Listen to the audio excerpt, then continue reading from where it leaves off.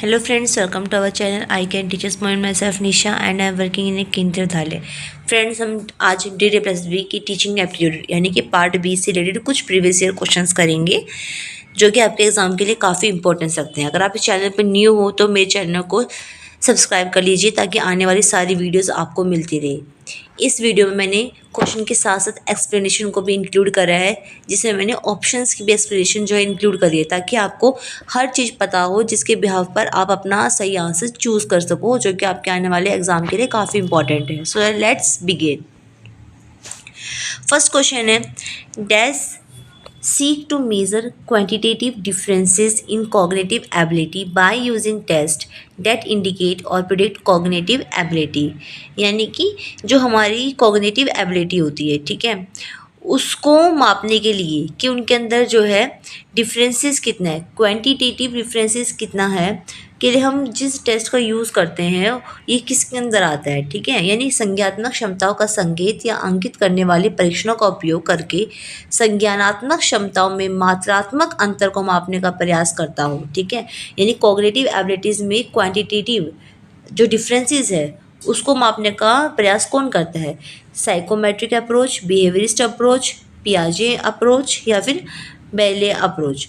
तो इसका correct answer होगा हमारा साइकोमेट्रिक अप्रोच, ठीक है। जो साइकोमेट्रिक अप्रोच होती है वो क्वांटिटेटिव डिफरेंस को मापती है कॉग्निटिव एबिलिटीज़ की। अब इसके एक्सप्लेनेशन एक बार देख लेते हैं क्या होता है psychometric approach. Psychometric approach uses tests to measure intelligence and other cognitive skill quantitatively, ठीक है, जैसे कि आई क्यू मापना, आई क्यू स्कोर मापना। फिर है बिहेवियरिस्ट अप्रोच, क्या होता है, focuses on observable behaviour, learn through conditioning, not internal cognitive measure, ठीक है। इंटरनल कॉग्निटिव मेज़र नहीं करती है, ये देखती है कि बिहेवियर के अंदर क्या चेंजेस आया है, बिहेवियर पे फोकस करती है, ठीक है। किसी भी कंडीशनिंग के थ्रू, जैसे हमने देखा था ना जब हम घंटी बजाते थे तो कुत्ते के मुँह से लार निकलने लग जाती थी, तो क्या थी, कंडीशनिंग थी। ये है बिहेवियरिस्ट अप्रोच। मैंने इसलिए एक्सप्लेनेशन इंक्लूड करी है ताकि आपको हर चीज़ पता हो।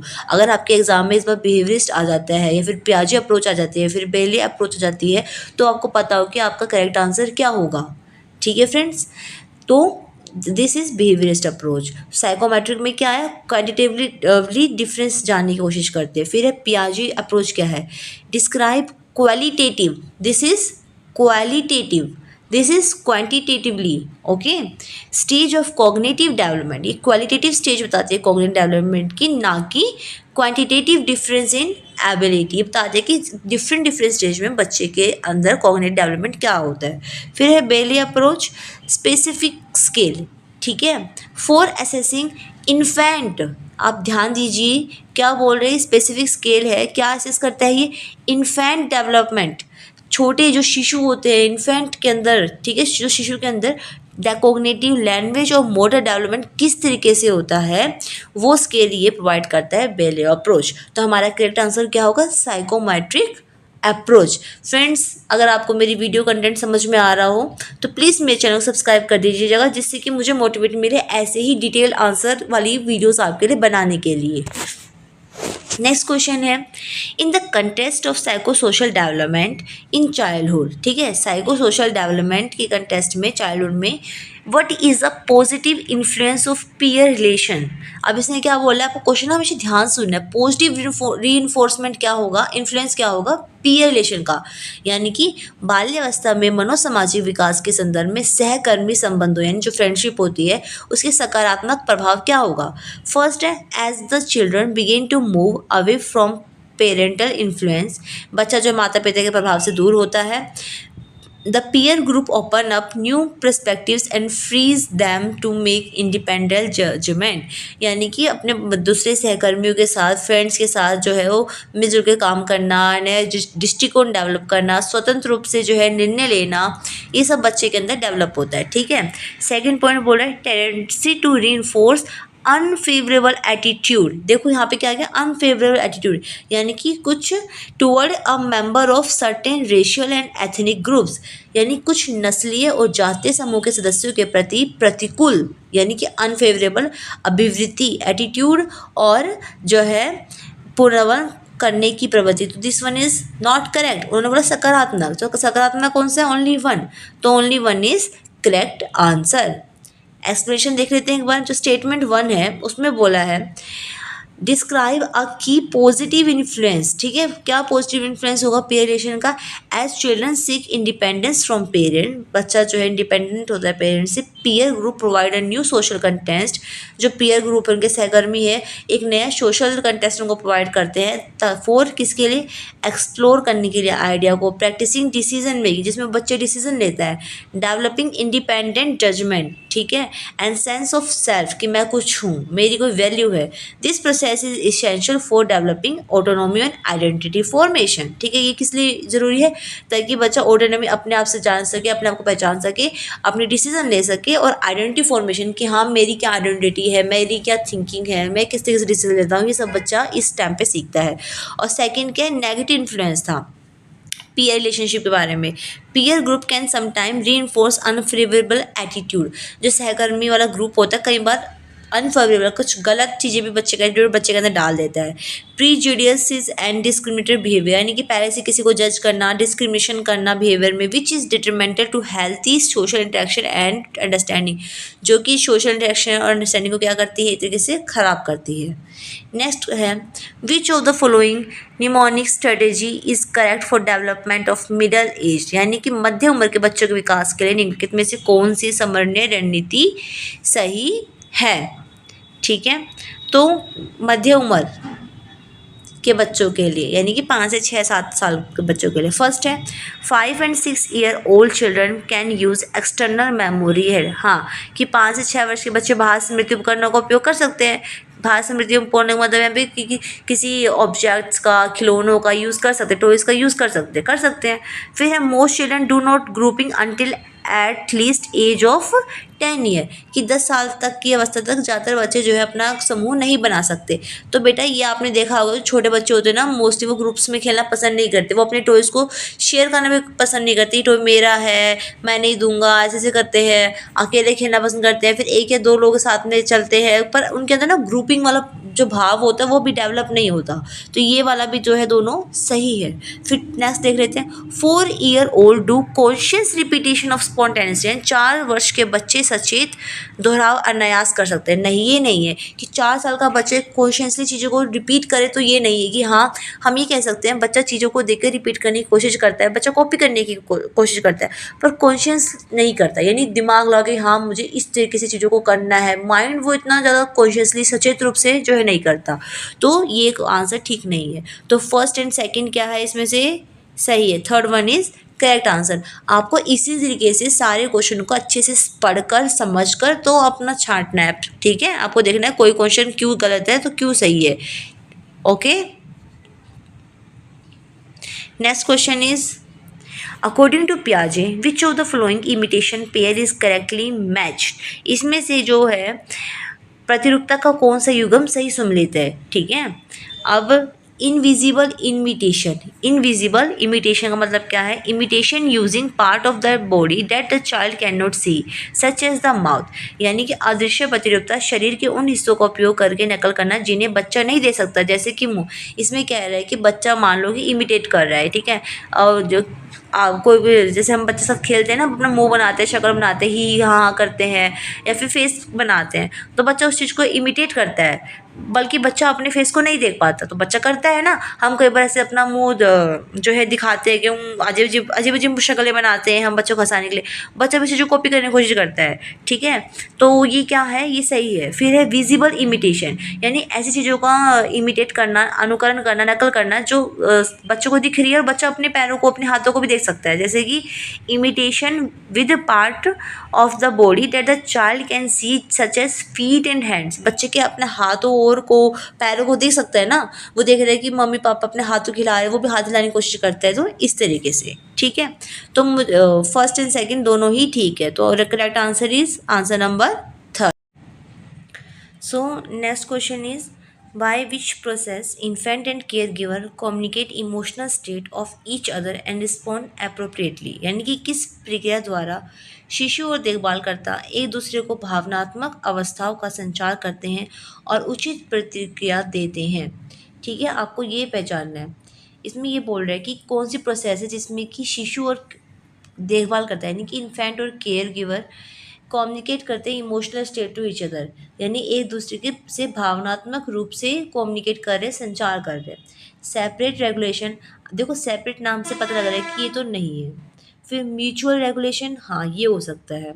फिर डिस्टिंक्ट रेगुलेशन, तो ये नहीं हो सकता। डिस्टिंक्ट यानी कि विशिष्ट, थोड़ी दूर वाली जो चीज़ होती है। डिटैच्ड, ये भी नहीं हो सकता। इसको हिंदी में हम एक बार देख लेते हैं। अलग विनियमन, पारस्परिक विनियमन या विशिष्ट विनियम या फिर पृथक विनियम। तो इसका करेक्ट आंसर है म्यूचुअल रेगुलेशन। एक बार हम इसको डिटेल में भी देख लेते हैं ताकि आपकी चीज़ें क्लियर हो जाए। जो सेपरेट रेगुलेशन होता है, इसका क्या मीनिंग होता है?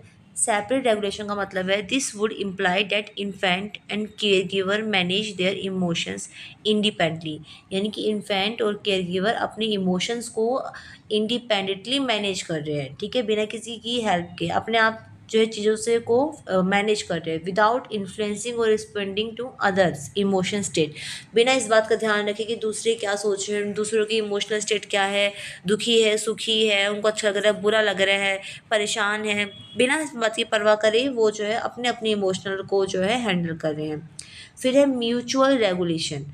This refers to the interactive process where both, ये इंटरैक्टिव प्रोसेस है जहाँ पे कि दोनों इन्फेंट और केयर गिवर एडजस्ट कर रहे हैं देयर बिहेवियर को और इमोशनल एक्सप्रेशन को in response to each other, यानी कि एक दूसरे से के बिहेवियर को जानते हुए, एक दूसरे की परेशानी को, स्ट्रेस को जानते हुए, एक दूसरे की जो भी उनका नेचर है उसको जानते हुए इमोशन को वो रेगुलाइज कर रहे हैं, अपने जो है बिहेवियर को जो है एडजस्ट करने की कोशिश कर रहे हैं। यहाँ पे क्या म्यूचुअल हो रहा है, दोनों पार्टनर एक दूसरे से क्या कर रहे हैं, कम्युनिकेट कर रहे हैं, ठीक है, एक दूसरे की इमोशंस को हैंडल करते हैं यहाँ पे दोनों पार्टनर्स, ठीक है।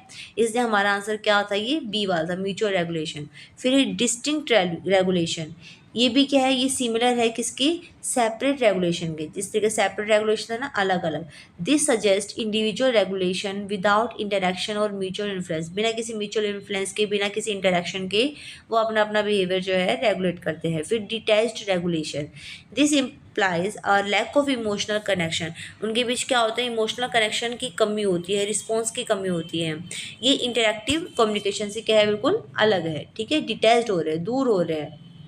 नेक्स्ट क्वेश्चन है हमारा, in the contest of physical development, in the context of physical development in adolescence, which one of the following statement describe maturation, यानी किशोरावस्था में शारीरिक विकास के संदर्भ में निम्नलिखित में से कौन सा कथन परिपक्वता का वर्णन करता है, यानी कि एडोलसेंस एज में कौन सा दिखाता है कि बच्चे के अंदर जो मैच्योरेशन आ गई है, बच्चा जो परिपक्व हो गया है, मैच्योर हो गया है। तो first option is the process typically takes about 4 years for both gender, यानी इस प्रक्रिया में आमतौर पर 4 साल लग जाते हैं दोनों जेंडर्स के लिए। सेकंड है physical changes in both boys and girls during puberty include the adolescent growth spurt, यानी कि यौवन के दौरान लड़कों और लड़कियों दोनों में होने वाले शारीरिक परिवर्तनों में किशोरावस्था में संवृद्धि की तीव्रता शामिल है। तो हमारा करेक्ट आंसर आप सबको पता है कि इसमें 4 ईयर लग जाते हैं, तो ये तो गलत ही है। मैच्योरेशन आने में क्या पता कितना टाइम लग जाए, बच्चा मैच्योर धीरे धीरे होता है, ठीक है। तो physical changes in both and boys during puberty include, यानी जो फिजिकल चेंजेस होते हैं बॉय एंड गर्ल में प्यूबर्टी के टाइम पे, उनके अंदर एडोलसेंट ग्रोथ एंड स्पिरिट जो है दोनों ही शामिल होते हैं। तो इसका सही आंसर क्या होगा, नेदर वन और नॉट टू, ये तो नहीं होगा, ओनली सेकंड भी नहीं है, तो क्या इसका आंसर सही क्या होगा, ओनली 1।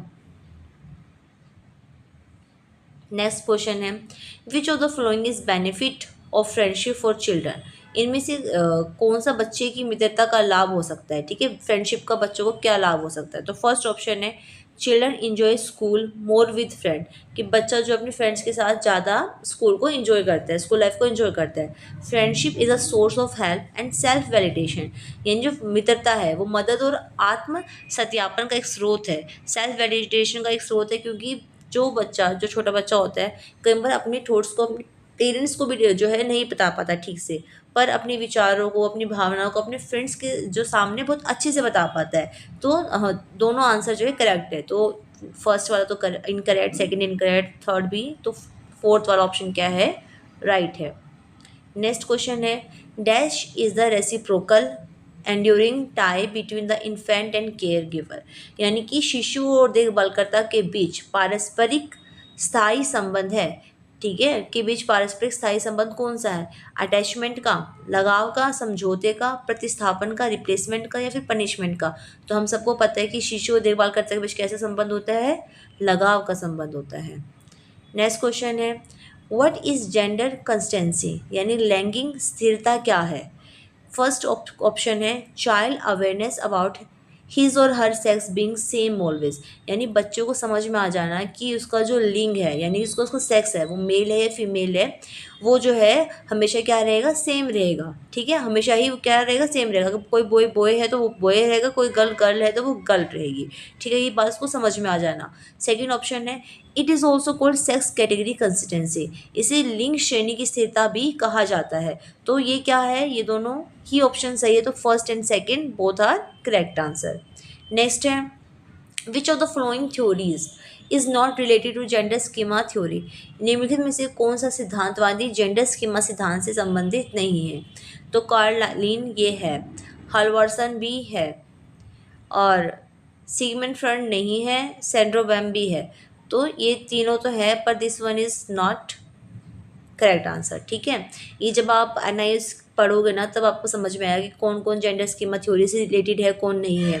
इसलिए एनालिसिस को एटलीस्ट 2 से 3 बार पढ़ना ज़रूरी है। मैंने अपनी एक वीडियो डाली है जिसमें मैंने बताया आपको कि आपको DT+B की प्रिपरेशन किस तरीके से करनी है, और अगर आप उस तरीके से प्रिपरेशन करते हो तो आई थिंक कि आपका जो है 100% DT+B जो है क्लियर हो जाएगा।